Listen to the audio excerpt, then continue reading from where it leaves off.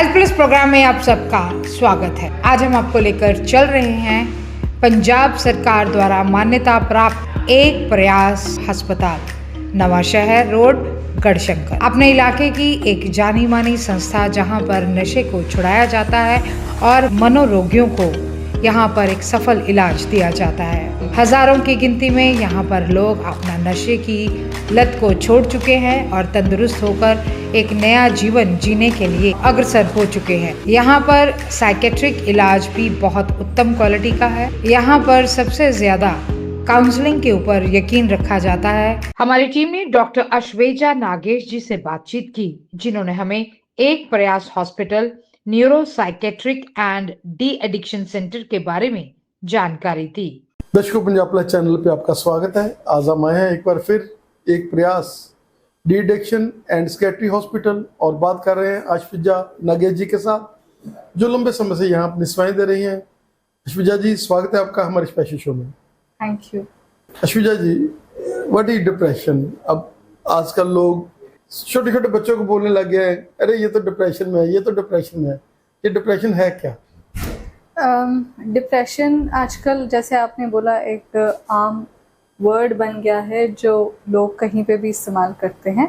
पर डिप्रेशन एक मानसिक स्थिति है जहाँ पे व्यक्ति की चेतना, उसकी ऊर्जा, उसके मूड और उसको उनकी मोटिवेशन में फ़र्क आता है।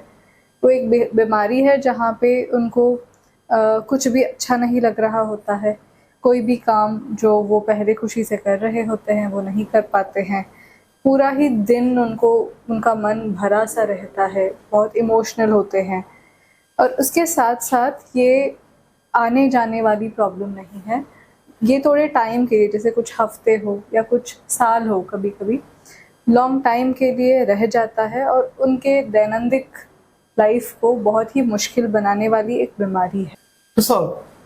एंग्जाइटी क्या है?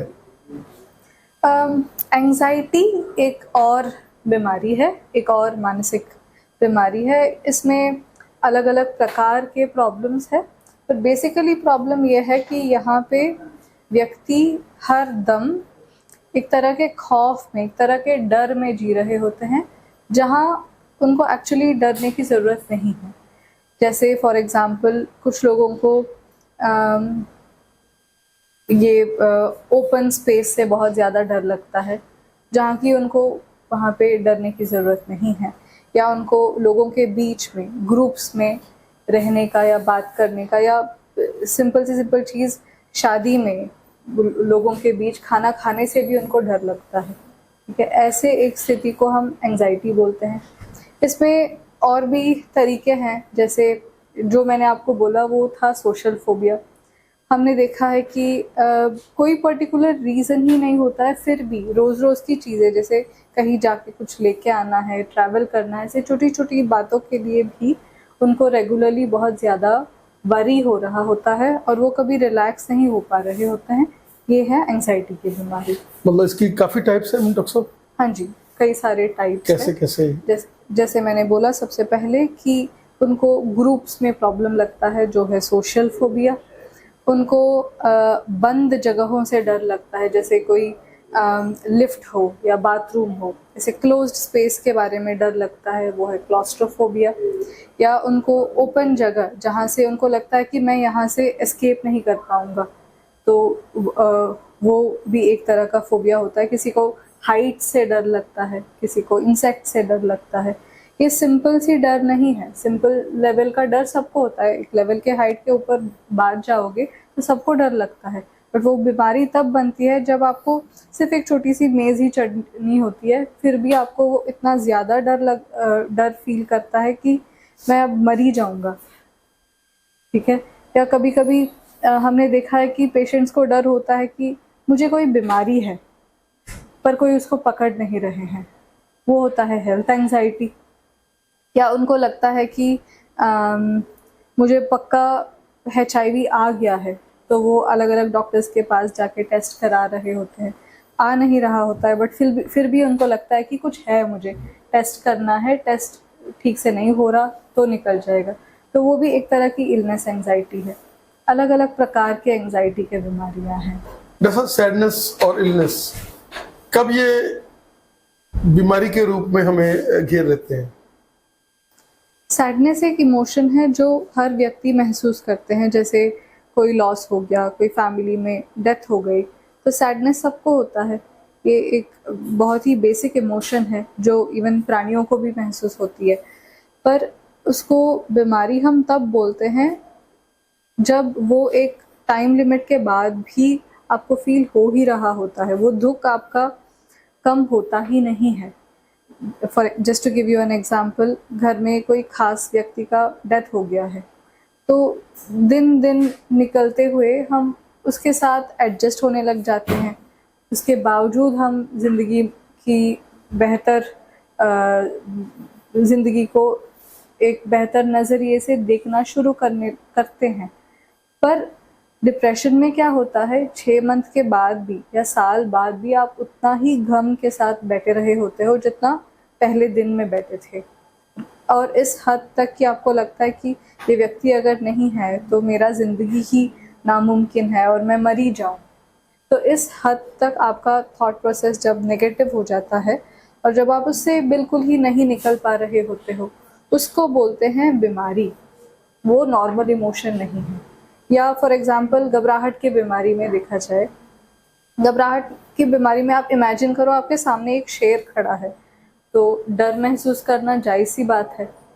बट अगर आपके सामने शेर नहीं खड़ा है फिर भी आप उतना ही डरे हुए हो, तो आपको वो लग रहा है कि शेर है। हाँ, आपको लग रहा है कि वो शेर है, या वहाँ पे कुछ है भी नहीं फिर भी आप उसको शेर समझ के डर रहे हो, तो वो एक अनयूजुअल सी बात है। क्या होता है उस टाइम पे आप अपना नॉर्मल चीज़ नहीं कर पाते हो। अगर आपको कंसंट्रेट करना है आपके काम पे, आप नहीं कर पाते हो क्योंकि आपका दिमाग अटका हुआ है उस पर्टिकुलर डरावनी चीज़ पे। तो इस वजह से क्या होता है, वो अपने नॉर्मल लाइफ नहीं लिव कर पाते हैं, वो अपने घर में स्टक हो जाते हैं। फॉर एग्ज़ाम्पल मैंने बहुत पेशेंट्स देखा है जिनको डर है सोशल सिचुएशन से इतना ज़्यादा कि वो अपने घर से बाहर नहीं निकलते हैं, वो अपने घर में बंद रहते हैं। उनका सारा सामान घर में कोई और बाहर जाके लेके आ रहे होते हैं। इमरजेंसी में भी उनको बाहर जाने से डर लगता है, तो उन्होंने अपने आप को अपने घर में बंदिश कर लिया। तो ये इस लेवल में जब प्रॉब्लम बढ़ती है उसको हम बोलते हैं बीमारी। जैसे कई बार ऐसे होता है कि हम लोग स्थिर स्थिति में होते हैं, खुशी भी रहती है, कोई टेंशन भी नहीं होती मन में, फाइनेंशियल भी हम लोग स्ट्रांग होते हैं, लेकिन फिर भी लोग जो है क्या ऐसी सिचुएशन में भी डिप्रेशन में जा सकते हैं? बहुत लोग ऐसे सोचते हैं कि डिप्रेशन के लिए कोई स्ट्रेस का होना बहुत ज़रूरी है, बट हमने जो पढ़ा है, हमने जो देखा है, उससे हमें पता चलता है कि डिप्रेशन के लिए स्ट्रेस का होना ज़रूरी नहीं है। ज़्यादातर हमने देखा है कि स्ट्रेस के बाद ही पेशेंट्स हमारे पास आते हैं, पर बिना स्ट्रेस के भी बहुतों को डिप्रेशन हो सकता है। फॉर एग्ज़ाम्पल, अगर किसी को जेनेटिक्स में डिप्रेशन है, जैसे उनके माता पिता, मासी, बुआ, किसी को अगर फैमिली में डिप्रेशन था तो जेनेटिक तरीके से इनको भी वो प्रॉब्लम आ सकती है, तो बिना कोई कारण का इनको डिप्रेशन दिखाई दे सकता है। उसके अलावा भी हमने देखा है कि सिर्फ मौसम के बदलने से, जैसे विंटर्स के आते ही हमने देखा है कि बहुत लोग डिप्रेस्ड सा फील करते हैं। वो केमिकल भी है, it is not just a feeling, वो केमिकल लेवल में उनके ब्रेन में कुछ चेंज होता है, उसको हम बोलते हैं सीजनल अफेक्टिव डिसऑर्डर। और उसके अलावा हमने देखा है कि महिलाओं में भी अलग अलग अवस्थाओं में डिप्रेशन का चांस बढ़ जाता है। जैसे पीरियड्स के आसपास कुछ महिलाएं बहुत ज़्यादा डिप्रेस्ड फील करते हैं, या कभी कभी चिड़चिड़ापन सा महसूस होता है उनको, या प्रेगनेंसी के दौरान, डिलीवरी के तुरंत बाद, या जो मेंसेस की अंत होती है 40-50 के एज में फीमेल्स का, तो उसको जो इंग्लिश में हम बोलते हैं मेनोपॉज के आसपास भी बहुत लोगों को डिप्रेशन या एंजाइटी का प्रॉब्लम बढ़ता है। So it is not necessary कि कोई स्ट्रेस ही हो, ठीक है, ऐसे कई डिफरेंट रीज़न से भी डिप्रेशन हो सकता है। बस आजकल की प्रेशर सिचुएशन में जब बहुत ज़्यादा प्रेशर है हमें स्टडीज़ का, छोटे छोटे बच्चों को, क्या वो भी डिप्रेशन और एंग्जाइटी फील कर सकते हैं? हाँ जी, छोटे छोटे बच्चों में भी हमने डिप्रेशन देखा है। ज़रूरी नहीं है अगेन कि उनको स्टडी का प्रेशर हो या कॉम्पिटिटिव एनवायरनमेंट हो, बट फिर भी उनको अगर जेनेटिकली प्रॉब्लम है, घर में उनका माहौल अच्छा नहीं है, पेरेंट्स के बीच में कंटिन्यूसली कुछ प्रॉब्लम्स हो रहे हैं या पेरेंट्स डिवोर्स्ड है, तो इन सिचुएशंस में हमने देखा है कि बच्चों में काफ़ी ज़्यादा डिप्रेशन का चांसेस है और एंजाइटी की भी बीमारी हमने देखा है, सेपरेशन एंजाइटी हो या छोटे छोटे एज के बच्चों में सोशल एंजाइटी। तो इस तरह के प्रॉब्लम्स बच्चों में भी आ सकता है, अडल्ट एज ग्रुप में भी आ सकता है एंड एल्डर एज ग्रुप में भी है। जैसे 70 इयर्स एज के पर्सन को for the first time in life depression आना, ऐसे भी पॉसिबल है। डिप्रेशन का कोई एज नहीं है या एंजाइटी के इलनेस का कोई एज नहीं है। एज लेस एज 8 साल के बच्चे से लेके 80 साल के एल्डरली पर्सन तक सबको डिप्रेशन हो सकता है। ना कोई जेंडर का डिस्टिंक्शन है, मेन को हो सकता है, विमेन को हो सकता है, ट्रांसजेंडर पॉपुलेशन में भी होता है। हमने देखा है कि जो LGBTQI का ये ग्रुप है, क्योंकि वो उनके स्ट्रेस ही अलग होता है, उनके अपने ही कुछ डिफ़िकल्ट सिचुएशंस होते हैं, तो उनमें भी ये प्रॉब्लम्स काफ़ी ज़्यादा होता है। जैसे क्या कहना चाहेंगे कि कोई समय था जब हम लोग त्योहारों की तरह हर चीज़ को मनाते थे, सेलिब्रेट करते थे। लोग कहते थे जैसे हमने मैरिज होती है तो उसके बाद हमने कहीं तीर्थ स्थान पे जाकर उसकी सुख पूरी करनी है, और ये एक खुशी रहती थी जब सारा परिवार इकट्ठा रहता था। और आजकल ऐसी सिचुएशंस नहीं है। क्या कहना चाहेंगे कि वो चीज़ों का लैक होने के कारण भी कोई खुशी हमें आने वाले समय में अगर कोई खुशी दिखने लग जाती है, किसी के मैरिज आती है कि हमने मैरिज आनी है, हम लोग एकदम से खुशी में आते हैं, तो उन चीज़ों से भी डिप्रेशन को हम लोग मतलब डिप्रेशन दूर हो सकता है? मतलब व्हाट आई अंडरस्टैंड, आप पूछ रहे हो कि क्या एक पॉजिटिव चीज़ को एक्सपेक्ट करके क्या हम डिप्रेशन से बाहर निकल सकते हैं? I would say probably not, क्योंकि डिप्रेशन एक ऐसी चीज़ नहीं है जहाँ पे आप सिर्फ कोशिश कर लो पॉजिटिव सोचना और आप पॉजिटिव सोचने लग जाओगे, या एंजाइटी एक ऐसी सिचुएशन नहीं है जहाँ पे आप सिर्फ सोच सकते हो कि मैं इस चीज़ से डरूंगा नहीं और आपको उसके बाद उससे डर महसूस नहीं होगा। ऐसे नहीं होता। एक लिमिट है जहाँ तक आप खुद से कोशिश कर सकते हो इन चीज़ों से बाहर निकलने का, बट प्रॉब्लम एक लेवल पार कर गया तो आप कोशिश करके भी पॉजिटिव सोच नहीं पाओगे, क्योंकि नेगेटिव सोच भी आप खुद नहीं कर रहे हो, वो ऑटोमेटिकली हो रहा है, वो अपने आप अब हमारा दिमाग नेगेटिव सोच रहा है। बट यहाँ पे आप काउंसलिंग या और हेल्प ले सकते हो, जहाँ आपको थेरेपिस्ट जो है वो सिखाएंगे कि कैसे वो सोच के होते हुए भी आप उस भारी क्लाउड या भारी वज़न के नीचे दब ना जाओ। ठीक है, उसके अंदर भी कैसे आप थोड़ा पॉजिटिव रख सकते हो अपने आप को, वो सिखाएंगे आपको थेरेपिस्ट। इट्स नॉट लाइक खुद ही आप पॉजिटिव सोचने लग जाओगे या खुद ही कम डरने लग जाओगे, वो मुश्किल है। जैसे एक प्रयास जो लंबे समय से ये सेवाएं कर रहा है, क्या कहना चाहेंगे कि आपने बहुत सारे ऐसे पेशेंट्स जो डिप्रेशन में, जो एंग्जाइटी में, जो नशे की दलदल में दसे होते हैं, क्योंकि नशा भी एक तरह से जब हम लोग इन सिचुएशंस को सामना करते हैं उसके बाद ही बंदा नशे में आता है। ऐसे तो नहीं है कि बंदा सीधा ही नशे पे चला जाएगा। पहले तो कोई खुशी के लिए करता है नशा, कोई हमने बियर पी ली, हमने ये कर लिया, लेकिन जब उसको लगता है कि ये मेरा एक साथी बन गया, फिर वो नशा जो है वो दुख में भी करने लग जाता है और हर बात पर ही उसको ये लगता है कि नहीं मैं इससे ही सही होऊंगा। और आपने ऐसे बहुत सारे पेशेंट एक प्रयास में उनको एक नई जिंदगी दी है, क्या कहना चाहेंगे? सही बात है कि नशा और डिप्रेशन एंजाइटी का भी एक क्लोज कनेक्शन है। बहुत लोग हैं जो पहले डिप्रेशन में रहे हो या एंजाइटी में रहे हो, उनको किसी ने सजेस्ट कर दिया कि आप अल्कोहल ले लो या नशा ले लो, या उन्होंने खुद एक दिन इस्तेमाल कर लिया और उनको अच्छा लगा और उनकी जो उदासी थी या घबराहट थी वो एकदम से कम सा लगा, तो तो उन्होंने क्या किया, उसको लेना शुरू कर दिया। ठीक है, तो बहुत लोग हैं जो नशे को ये डिप्रेशन या एंजाइटी से फाइट करने के लिए इस्तेमाल करते हैं। जब तक हम उनकी बेसिक प्रॉब्लम का हल नहीं करते हैं तब तक ये नशा उनसे छूटता नहीं है, क्योंकि वो जब उसको छोड़ देते हैं उनका पहला प्रॉब्लम आ जाता है जो उनसे बर्दाश्त नहीं होता। तो वो एक सिनेरियो है। दूसरा सिनेरियो, जैसे आपने बोला, नशा करना शुरू कर देते हैं, काफ़ी देर करने के बाद नशा करने के वजह से भी कोई डिप्रेशन में आ सकते हैं, कोई एंजाइटी में आ सकते हैं, या एकदम उन्होंने नशा छोड़ दिया उसके बाद भी उनको डिप्रेशन एंजाइटी हो सकती है।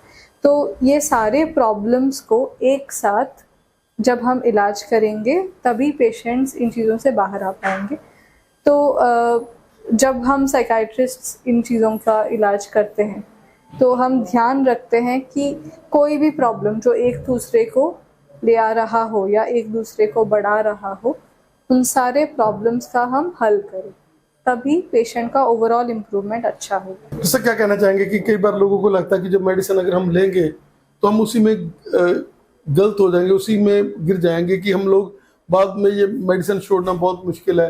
उनको लगता है कि हम लोगों ने एक नशा छोड़ दिया, दूसरे नशे पे हम लोग लग रहे हैं। क्या कहना चाहेंगे? इनफैक्ट हमने भी बहुत पेशेंट से ये बात सुनी है कि उनको डर है कि ये दवाइयाँ लग जाएंगे, ये दवाइयाँ हम छोड़ नहीं पाएंगे, एडिक्शन हो जाएगा, डिप्रेशन का हो या एंजाइटी का हो। उनमें से एक पॉइंट सही है कि कुछ मेडिसिन्स है जिस पे पेशेंट्स हैबिचुएट हो सकते हैं, पर वो मेन मेडिसिन्स नहीं है इस बीमारी का।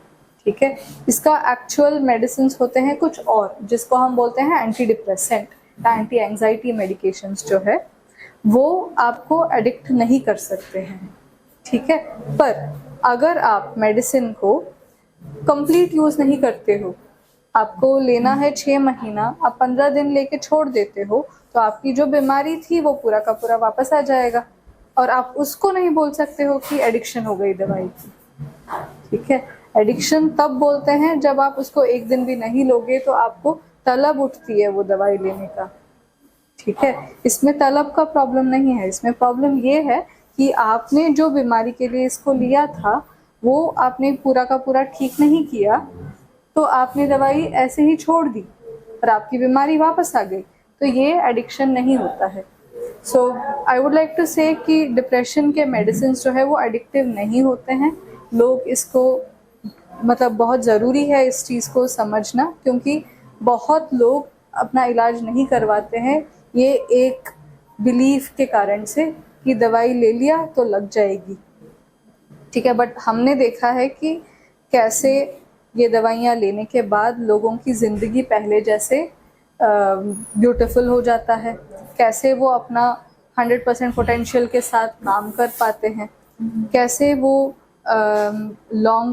कुछ टाइम कोर्स कंप्लीट करने के बाद, मेडिसिन को थोड़ा कम करने के बाद भी अपना हेल्दी मेंटल लाइफ के साथ रह रहे होते हैं।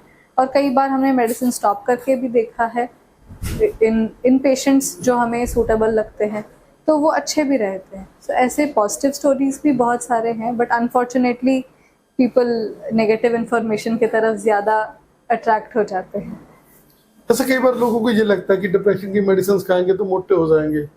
क्या कहना चाहेंगे, ये मिथ है या बाकी थोड़ा बहुत क्या आजकल मेडिसिन पहले वाली और मेडिसिन और अब में फर्क पड़ गया कि अब जो मेडिसिन आ रहे हैं उसके साथ इन चीज़ों में ज़्यादा नहीं फर्क? ये ध्यान रखना है कि कौन से ये साइकाइट्रिस्ट पे है कि प्रॉपर मेडिसिन पेशेंट के लिए चूज़ करे, और ये देखे कि पर्सन को कोई भी साइड इफ़ेक्ट हो तो उसको ध्यान रख के उसका इलाज करें। ये साइकाइट्रिस्ट की रिस्पॉन्सिबिलिटी है। सो इसलिए आई वुड से पेशेंट्स को कि आप सही जगह जाओ, आप सही डॉक्टर चुनो जो अच्छे से ट्रेंड हो, अच्छे से एक्सपीरियंस्ड हो, और उस डॉक्टर के साथ आप अपनी सारी डर खुल के बात करो।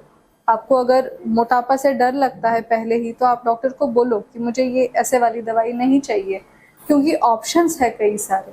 कोई भी मेडिसिन 100% सेफ नहीं होता, वो चाहे दिमाग की मेडिसिन हो या दर्द की मेडिसिन हो, कोई भी सिंपल से सिंपल मेडिसिन का भी अपना ही साइड इफ़ेक्ट होता है। तो इस वजह से खुल के बात करके क्या प्रॉब्लम वो टॉलरेट कर सकते हैं, क्या नहीं टॉलरेट कर सकते, ये डिस्कस करके दवाइयाँ लेंगे तो आई वुड से उनको बेस्ट सॉल्यूशन मिलेगा। ऐसा अगर हम लोग डिप्रेशन या एंग्जाइटी को थोड़ा लाइटली ले जाते हैं और हम सोचते हैं टोटकों के साथ ठीक हो जाएगा, इसका हमने ऐसे कर दिया, तो क्या इसका कोई और भी ज़्यादा हम लोग भयंकर स्थिति में जा सकते हैं? हाँ जी, हमने देखा है कि डिप्रेशन अगर हम टाइम पे इलाज नहीं करते हैं तो डिप्रेशन की सिवियरिटी बढ़ जाती है। कई बार हमने देखा है कि पेशेंट्स अपना ख्याल नहीं रखते हैं इस हद तक कि वो नहा भी नहीं रहे होते हैं, रोज़ खाना भी नहीं खा रहे होते हैं, इस हद तक अपने आप को नेग्लेक्ट कर लेते हैं वो कि वो हॉस्पिटलाइज होते हैं क्योंकि उन्होंने फिज़िकली अपने आप को इतना वीक कर लिया। या दूसरी बात है कि डिप्रेशन जब बढ़ जाता है, ख्याल आते हैं कि ज़िंदगी में कुछ नहीं है, इससे बेहतर है कि हम मर ही जाए, तो कई बार लोग सुइसाइडल अटेम्प्ट्स करते हैं, ठीक है। एंड अनफॉर्चुनेटली बहुत लोग डिप्रेशन के वजह से they pass away, which is very unfortunate, है ना। तो ये मेन कॉम्प्लिकेशन है डिप्रेशन का। इसके अलावा हमने ये भी देखा है कि डिप्रेशन के साथ साथ साइकोसिस हो जाता है। साइकोसिस मतलब जहाँ पे उनको कुछ दिखाई देने लगता है, सुनाई देने लगता है अपने आप, कोई कारण के बिना, या उनको लगता है कि कोई हमारे पीछे हैं, लोग हमारे बारे में बातें करते हैं, या एक लेवल पे जाके उनको ऐसे भी लग सकता है कि मैं जिंदा मर गया हूँ, मेरे अंदर ऑर्गन्स जो है वो मर गए हैं, मैं लाश हूँ। तो इस तरह से उनके कॉन्सेप्ट जो है इस लेवल तक डिस्टॉर्ट हो सकते हैं। इस वजह से इस प्रॉब्लम का, डिप्रेशन का सही इलाज टाइम पे लेना बहुत ज़्यादा ज़रूरी है। जैसे कई बार लोग अपने कॉन्फिडेंस में रहते हैं, अरे मेरे को क्या डिप्रेशन है नहीं, लेकिन वास्तव में वो डिप्रेशन में होते हैं। और फैमिली भी कई बार जज नहीं कर सकती क्योंकि वो फैमिली के साथ थोड़ा कम समय और बाहर ज़्यादा रहता है, और बाहर वाले को लोगों को लगता होता है कई बार, लेकिन वो उसको डिफाइन नहीं कर सकते। तो उस स्टेट में क्या करें?